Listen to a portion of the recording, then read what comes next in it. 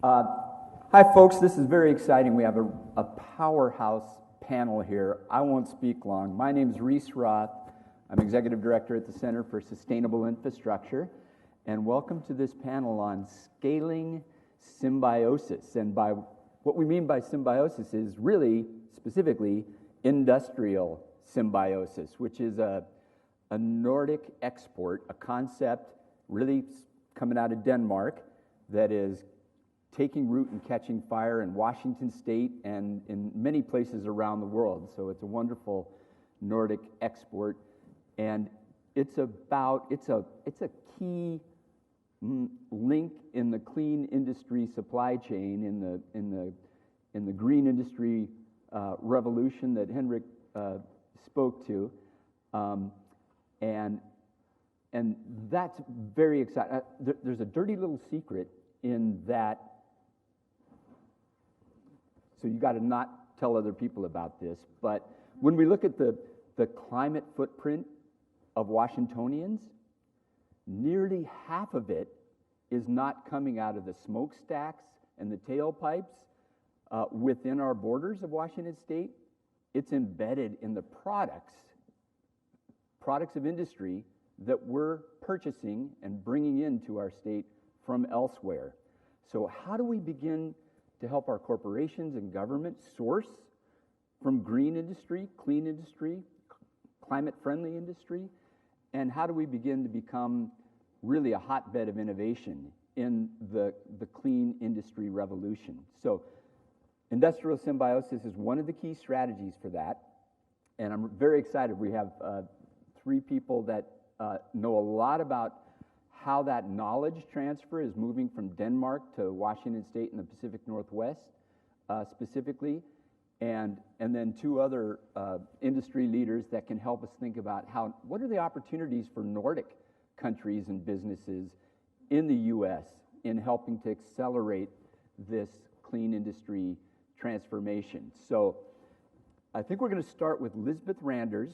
She's the head of secretariat for the Kalundborg Symbiosis, which was the originator 50 years ago of this concept of industrial symbiosis. And under her leadership, it continues to thrive and grow and be a true inspiration for us in Washington State and around the world. So, Lisbeth, you're such a wonderful partner to us in the Pacific Northwest, and it's a delight to have you here. Thank you very much for your kind introduction, Reese. I'm really pleased to have this invitation to be a part of the Nordic Summit. I'm just trying to move my slides. As you said, my name is Lisbeth Randers. I'm head of secretariat in Kalundborg Symbiosis. I've been working with the Symbiosis in Kalundborg for a number of years now, and seen it grown both in terms of members, but also in the number of streams being exchanged between the companies. As I said, I'm very honored to be invited to be a part of this conference, and I would have loved to be there in person, but I had a family event this weekend, sort of forcing me to stay home and stay focused. My son was getting married at a fairy tale wedding in Copenhagen, so I didn't want to miss out on that. But I got so much inspiration from the event that I'll keep telling you the fairy tale story of how we work together in Kalundborg. Reese already mentioned that we're talking about industrial symbiosis in an industrial setup where we kind of close the loop so that we see a residue from one company as a resources in another company that benefits both the competitiveness of the companies, but also lower the environmental impact from producing a different kind of goods. And we see industrial symbiosis as a local partnership where we should secure resources within the community so that water, energy and materials are being shared and used as much as we can possibly think of. This is the diagram that shows how many streams are being shared between the companies in Kalundborg today. We just updated the company, and this is the third time I'm showing it to anybody. And I'm really proud since we added 10 new streams to the diagram since last year. Some of the streams are due to the fact that we have opened more facilities, more plants in the Kalundborg area, and they have immediately been a part of the Symbiosis and the local network in Kalundborg, but also due to the fact that we've been doing some screenings and uncovering some of the existing streams in the companies that we didn't really know, or we knew them, but they were just never added to the diagram. And so we are fully updated by now. And let me just give you one example on how the circular economy works. We have down here in the bottom a company called Meliora Bio. They just opened half a year ago, producing second generation of bioethanol, and they produce that from local wheat straw from farmers in the area. From their production, a waste fraction or a residue is generated, something called the hemicelluloses, which is the soft part of the wheat straw that is actually good for your digestion if it's fermented. And they, Meliora matched up with this Canadian startup company called Comet, and they can now produce a food ingredient from the waste fraction from the bioethanol production.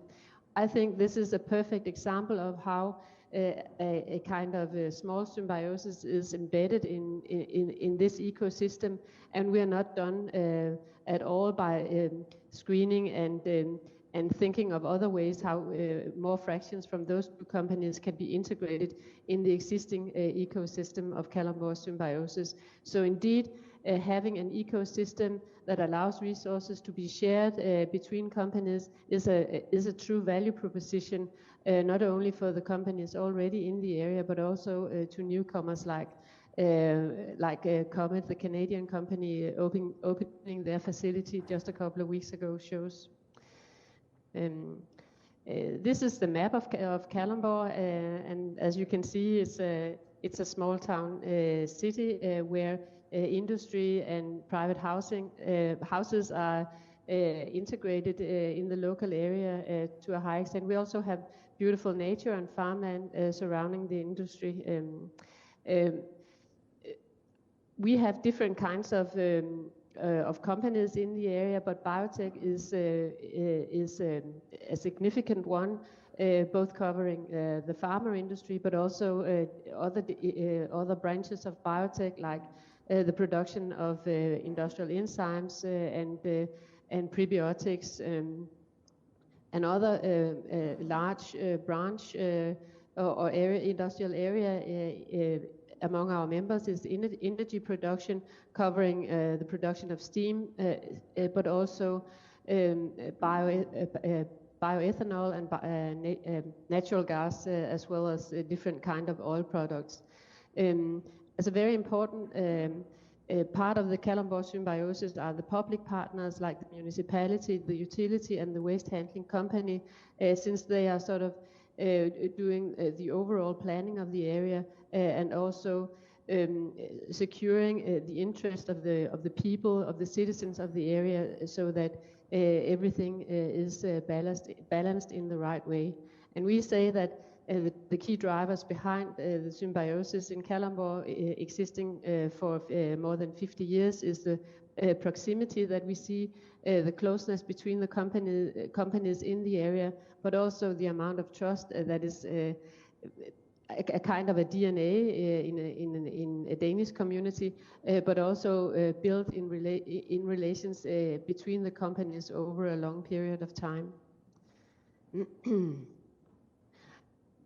I just wanted to say a little bit about how we also try to inspire others to take the mindset from Kalundborg and to embedded in other industrial clusters around the world, and this is the project that Rees referred to, financed by the Danish Energy Agency, and with a number of different stakeholders in the Washington and the Oregon area.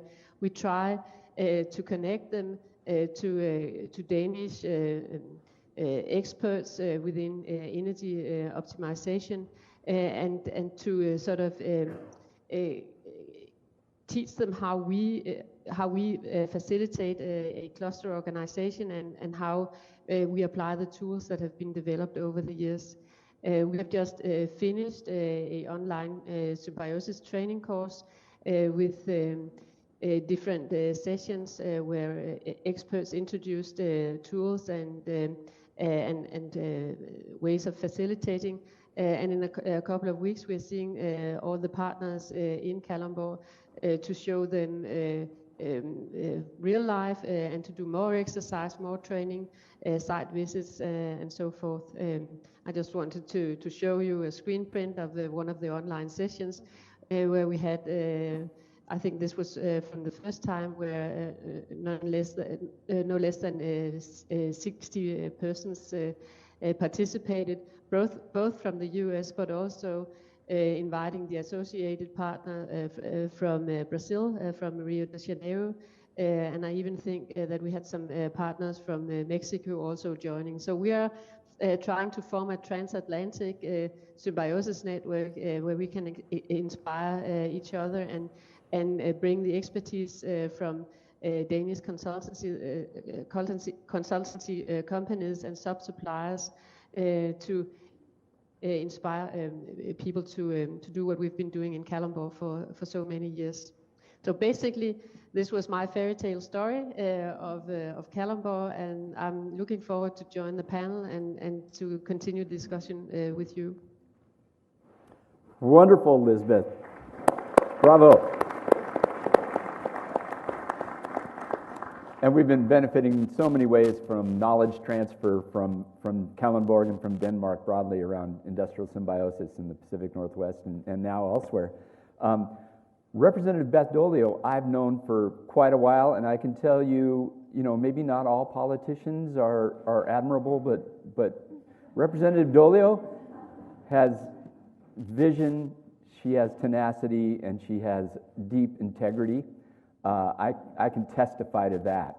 An absolutely wonderful elected official and representative, and I'd like you to share some reflections on this knowledge exchange.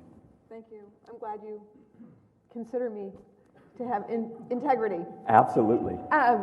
So thank you for that lovely introduction, and I'm really excited to be here today. I had the privilege of joining a bipartisan delegation that went to Denmark and went to Kalundborg, and got to see this up close and impersonal, and personal, right? Like how it really works. Look at having folks from each of the companies that are collaborating and creating that cluster. We got to ask lots of questions and see it up close and personal. So that was a really great experience. First of all, it is a bipartisan delegation that has been going over for several years to Denmark to look at a variety of different solutions to the challenges that we face in today's age. And I was a fairly new legislator at the time and hadn't had a whole lot of, I guess, bipartisan work that was so intimate, really. We spent, a week with our colleagues on the other side of the aisle. And as I've grown as a legislator and now chair the Environment Committee in the House, I think what really makes a legislator do good things is to find those places where you can come together, where there's agreement across the aisle, and you can actually move things forward. And I think that industrial symbiosis is exactly that. I mean, really, what's not to like about taking the waste product of a company that you'd have to pay for to dispose of, and instead use that, monetize it, move it on to another company who uses it to do something else that's good with it, and then, it just keeps going along and creates this circular economy. Like, what's not to like about that, right? And so when we were there in Kalundborg, people were like, wow, across the aisle. There was really no disagreement from the colleagues that were there on the delegation with me that this was a really exciting thing that we wanted to bring home, and we wanted to actually make something happen in Washington State with this concept. So in 2018, there was a study that the legislature funded to look at how we could actually advance the idea around industrial symbiosis in Washington State. And there was also a small, I think, $100,000 that went to a project in Raymond that was doing some sort of symbiosis that maybe Rob could talk a little bit when he presents. And then in 2020, I worked with Senator Sharon Brown, who lives in the Tri-Cities, where a lot of really exciting work is going on today around industrial symbiosis, and also just like lots of clean energy work there. And she and I co-sponsored, she prime-sponsored a bill in the Senate, and I prime-sponsored a companion to that in the House. And together we moved that piece of legislation. It ultimately ended up being her bill that recognizes industrial symbiosis as a means to reduce energy and to also reduce greenhouse gas emission reductions, and incentivizes that through the State Department of Commerce, and created a program to get dollars out to companies who wanted to invest and look at how they could create a circular economy. Unfortunately, that bill was vetoed because it was on the beginnings of COVID. But all did not go wrong with funding and the budget and all of that things, because of course, you know, the federal government really stepped in and played a significant role in helping to boost our economies during that very challenging time. And the bill did pass in 2021. And Rob Duff actually became the project manager for the program that was created from that bill. Now in 2022, there was also a study funded, the results of which are forthcoming soon, yes? That is Washington State University is a study on how to scale this up specifically in the agriculture industry. As you know, Washington State has a very thriving agriculture industry, and we want to look at how industrial symbiosis can be of assistance in that arena as well. And so we come to today, 2023, and it's exciting. They pulled together folks from the delegations that have previously been to Denmark. 13 Democrats, 13 Republicans have actually gone to Denmark and been a part of these delegations.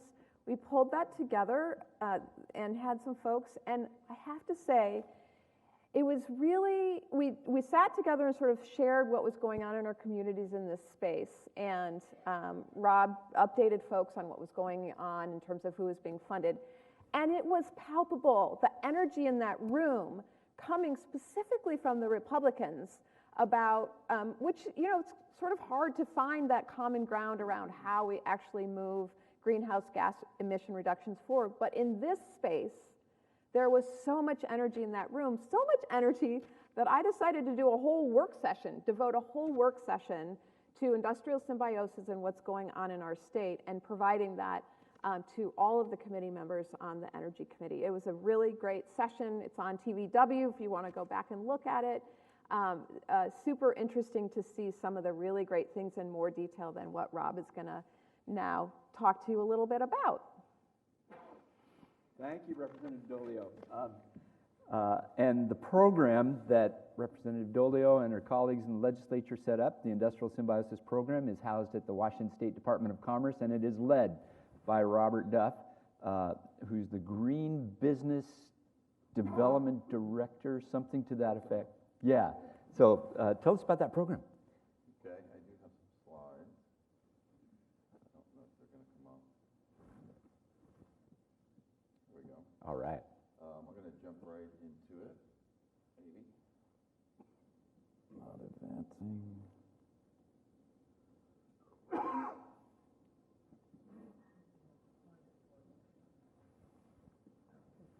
Point it over that way? Okay. Oh, there you go.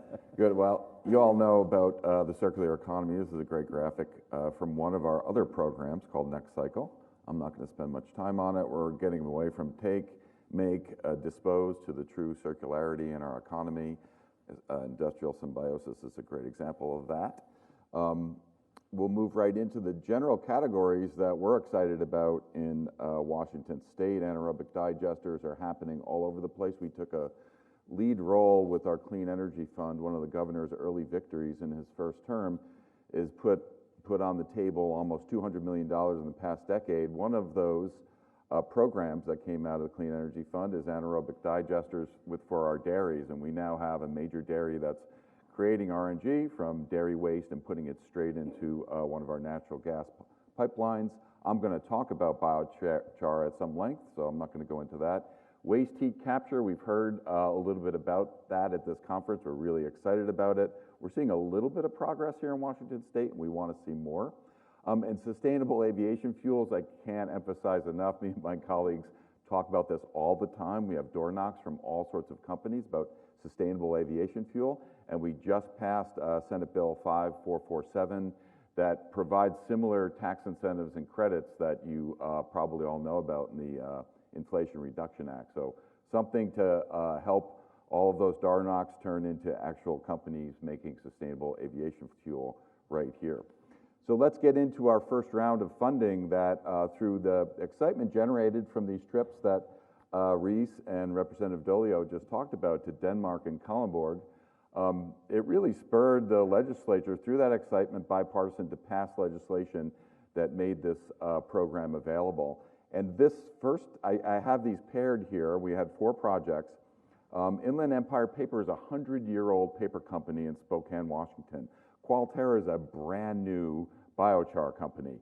And together, they're actually creating a fertilizer that has shown progress with tree fruit, apples, wheat, and now most recently hops.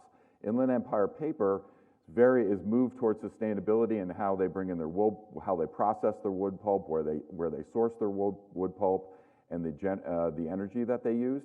But they've had this problem with fly ash. Not all of their fly ash can go into concrete. They have a lot of it. So they've been doing research with Qualterra, mixing it with biochar that's created from either ag waste or forest slash or pulp mill waste, mixing it together to get these increases in crop yields through good research from our growers, our farmers, and Washington State University. And that fly ash, the challenge for Inland Empire Paper is to create that ash into a prilled form so that the farmers don't have to buy another $200,000 piece of equipment. What they're going to do is make it into a form that can go straight into the seed drill, and the biochar, the fly ash, and the seed can all go into the soil at the same time. And what the fly ash does is deacidify the soil, which is a major problem in a very fertile area of eastern Washington known as the Palouse. And so that's a great combination of 2 companies that we're helping out, also helping our growers and our agricultural industry. Nope.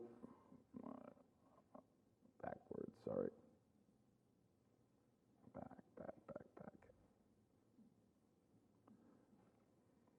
Okay. And then 2 more, another biochar company. The first one I talked about with Qualterra is putting mobile units actually on farms. So farmers can purchase this. So after they harvest their crops, the crop stubble can go straight into the unit and then they can reapply. So you get over that barrier of transportation, which is a big one. Minocarbon, which recently won a Clean and Prosperous award for their work here, is locating in a biomass to energy plant where all the biomass is already there. So they're centralized, but they're not paying for the shipment of the forest biomass. So they're turning it into biochar and then circulating out to farmers. And then finally, a more on-the-ground process is Impact Bioenergy. Is a very localized company that has a biodigester that's sending biogas to a nearby organic farm to get them off of natural gas, piping the heat back in to dry their digestate, which is the resulting a material that's very nutrient rich in a digester, and then giving it back to local farms. So again, no transportation. And another really interesting thing from Minocarbon is that they're not only capturing the biogas for process heat, sequestering carbon in the biochar and giving it to farmers, but they're also capturing the CO2 and scrubbing it with basalt. We're a basalt-rich state here. The idea is that maybe we can create a liming agent without having to dig lime out of the ground.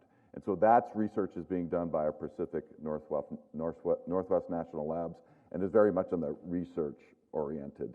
I just want to briefly mention that as we look at industrial symbiosis, we also are running programs that actually seek to put money on the ground for communities that don't often get to play.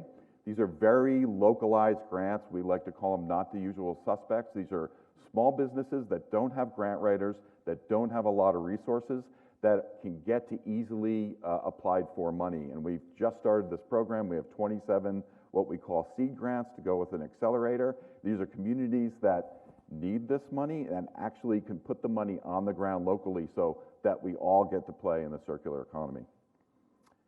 And then just a quick mention on other things in green infrastructure that we would love to get support from our neighbors in Northern Europe. Waste heat capture, I've already mentioned. Data centers has been mentioned. We have data centers in Washington State. We would love to capture that heat that's going out into the atmosphere. Mass timber, this is the larger term for all of the residual wood waste from mills, pulp mills, or forest slash. And then reclaimed building materials. Let's not just bash our houses apart and just capture the nice wood. Let's deconstruct our homes and our buildings and actually capture most of that. And then finally, I'll talk about another bill that the governor might mention, is to smooth the path for siting clean energy. One of the exciting projects we hope to steal from California, you see from India, is solar panels over irrigation canals. We have a lot of irrigation canals in eastern Washington. We have a very vibrant agricultural industry. You can put solar panels over irrigation canals and actually save water, decrease evaporation, and generate power. So that's one of the exciting things we just talked about on Monday with our partners in California. And I think I am almost done. I gotta reach. Maybe I gotta stand up here. There we go. And then finally, this is, I just have to mention this fledgling, but we need a central location for people to know where these materials are. This is like a Craigslist or an eBay, if you will, the Washington Materials Marketplace. It's just starting. We need to promote this so that it's based on transactions, so that it gets funded by the transactional fee that you would get. It's just getting started. We hope to duplicate the success of online business with something like the Washington Materials Marketplace. And that's it. I hope I stayed within my 5 minutes there. Fantastic, Rob. Thank you. All right, sure. So there's all kinds of all kinds of clean industry innovation being unleashed, in part because of this knowledge transfer and connection between Nordic countries, in this case specifically Denmark, and the Pacific Northwest. I got to just shout out to the Scan Design Foundation, which has helped fund legislators and others to tour in Denmark and made all this knowledge exchange possible. So thank you, Scan Design Foundation. It couldn't be happening without you. And so Carrie and Jacob are now going to reflect on opportunities for Nordic countries in the U.S. to help accelerate and build on this incredible innovation that's being unleashed. So Carrie Song, you are the VP for Sales for Renewable Road Transportation for Neste, right? Correct. Yeah. Yeah, thank you for the introduction. Carrie Song with Neste US. So let's just get the slides up and running if you have it. You have it? Okay. So Neste is the world's largest producer for renewable fuel and also sustainable aviation fuel, right? But Neste, it wasn't born as a leader in this industry. So the company started just as a regular regional oil refiner 75 years ago. But about 15 years ago, the company made the transformation to start focusing on a renewable industry, to really focus on creating a healthier planet for our children. So today we are the biggest and also have refineries in 3 different continents.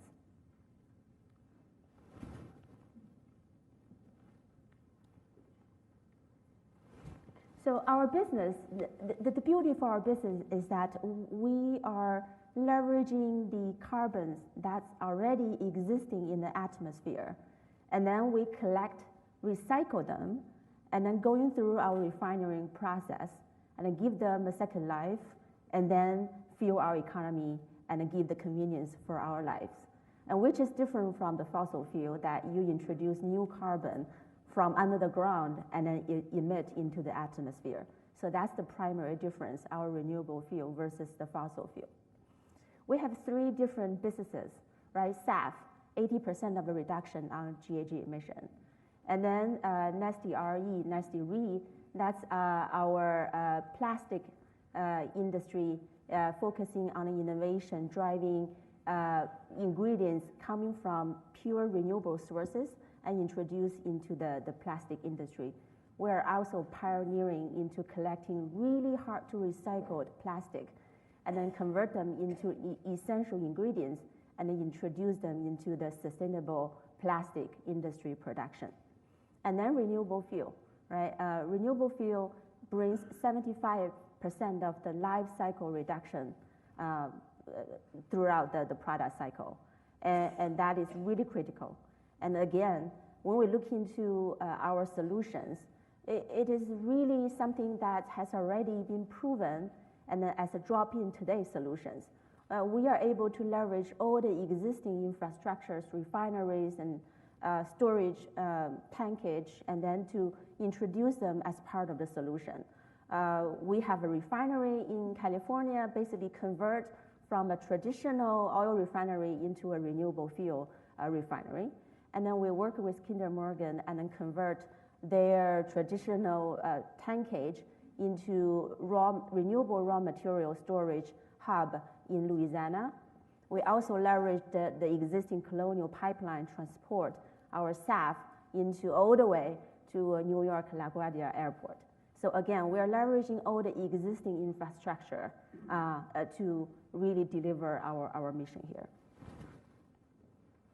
So many people look at this as garbages, right? So in our eyes, they are really treasures.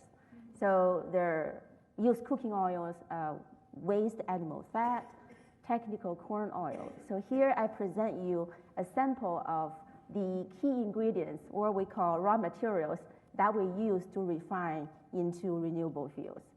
So we have about more than 10 different types of renewable sources that we collect from different businesses, from restaurants around the globe, and then we bring them into our refineries across 3 different continents, and then develop them into the renewable fuels, into the SAF or renewable diesel. And as a journey of, we continue expanding the existing pool of the raw materials from basically from the collection of the garbages, we are also looking into really driving the innovation. So in the future, it is really exciting to see that we potentially could be able to produce renewable diesel from algae, from municipal solid waste, from even power to liquid, right? So our expectation to really drive the GHG reduction is only going to go even faster, bolder. So look at this, right? Transportation is really the #1 contributor to the carbon footprint on our planet. And 26% of that is coming from the medium heavy-duty trucks. But at the same time, they're so essential for our businesses and economics. So how can we really support those hard-to-abate sectors and then make their operation more sustainable? So here, renewable fuel and sustainable aviation fuel, those are some of the really good viable solutions, and that they are available today at scale. Another key point I want to bring from here, this slide, is that there is not a silver bullet for any single solution here, right? So one solution good for a certain application may not be the most optimal solution for some other applications. So that is why we always promote the diversity of the solutions are needed in this mission together. And we always promote that to our policymakers, the importance to embrace all solutions needed in this mission together.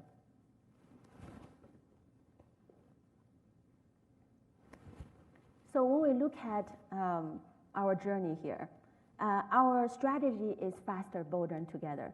Faster, what we mean is that there's really no time to waste, right? The climate change is happening today. So we really want to bring the solutions that we have already developed and fully proven to introduce it in an even faster scale by working with different partners together.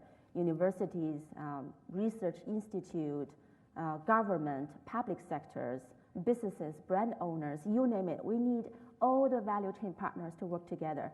As a matter of fact, by really great coincidence, today we announced the partnership with our Petrocard, one of the most important partnership we introduced to the Pacific Northwest, a really great addition into our channel partner portfolio. So they will also work with us to continue bring the really great renewable solutions to businesses and cities here locally. And last but not least, that we truly believe running a business can be profitable, but at the same time can be sustainable, right? So we really have a high standard on sustainability. We simply choose not to do businesses with for companies that do not share the same vision of sustainability as what we have.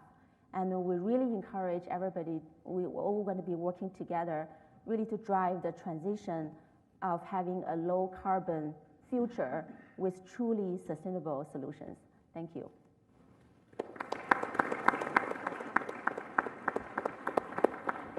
Oh my God, you all got to check out Carrie's bio when you get a chance. I've been involved in climate action for 25 years, and I can tell you 25 years ago, we didn't have many people with the level of talent and capability and energy enthusiasm for the green industry revolution that we're seeing now. Like to see Carrie leading in this movement on the industry side is just so exciting. So thank you.